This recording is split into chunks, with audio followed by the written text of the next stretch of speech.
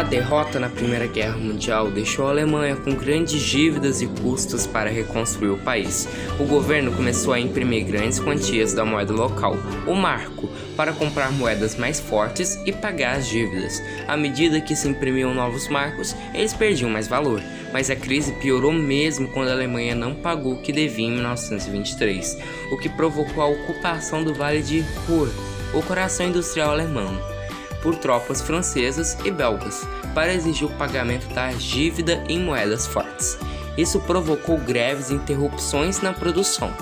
Em outubro de 1993, a inflação havia disparado a 29.500% ao mês, com preços duplicando a cada 3 ou 4 dias. Uma fatia de pão que custava 250 marcos em janeiro daquele ano passou a custar 200 bilhões de marcos em novembro.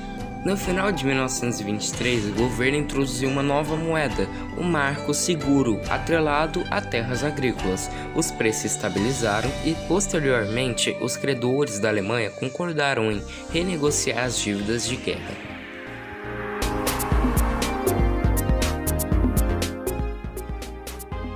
A Iugoslávia era um país formado após a Primeira Guerra Mundial por o que hoje são Bósnia-Herzegovina, Croácia, Macedônia, Montenegro, Sérvia e Eslovênia.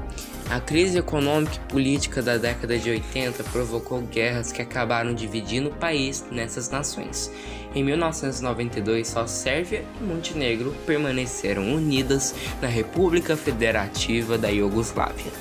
Diante dos gastos com conflitos internos e a queda no consumo, o governo começou a imprimir dinheiro. O gasto público descontrolado, a ineficiência, a corrupção e as sanções das Nações Unidas em 1992 e 1993 aprofundaram o problema. No início de 1994, os preços subiam 313 milhões% ao mês. As pessoas se apressavam a gastar o dinheiro assim que recebiam seus salários.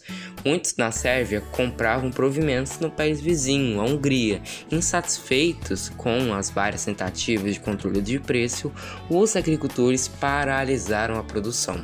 O comércio no mercado negro de marcos alemães e dólares americanos cresceu vertiginosamente. Para deter o descontentamento social e negociar o fim das sanções impostas pelas Nações Unidas, o líder soviético Slobodan Milošević aceitou finalmente adotar uma nova moeda, o novo dinar, atrelada às reservas de ouro.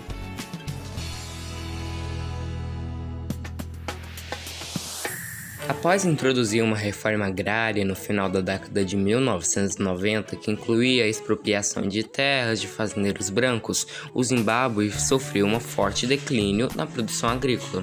A situação piorou devido à custosa intervenção na Guerra do Congo, em 1998, e os efeitos das sanções que os Estados Unidos e a União Europeia impuseram em 2002 ao país, governado na época por Robert Mugabe. Nos anos que se seguiram, os preços começaram a subir.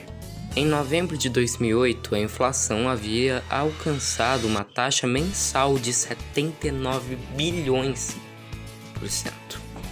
As lojas aumentavam os preços dos produtos várias vezes ao longo do dia. A crise econômica se traduziu em corte de água e energia, filas nos bancos e postos de gasolina, e grave escassez de comida nos supermercados.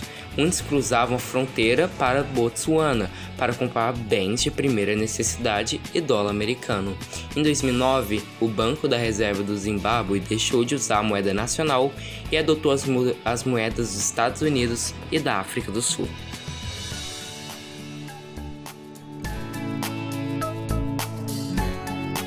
Em julho de 1946, a inflação na Hungria alcançou um nível impactante, 41 quadrilhões e 900 trilhões%.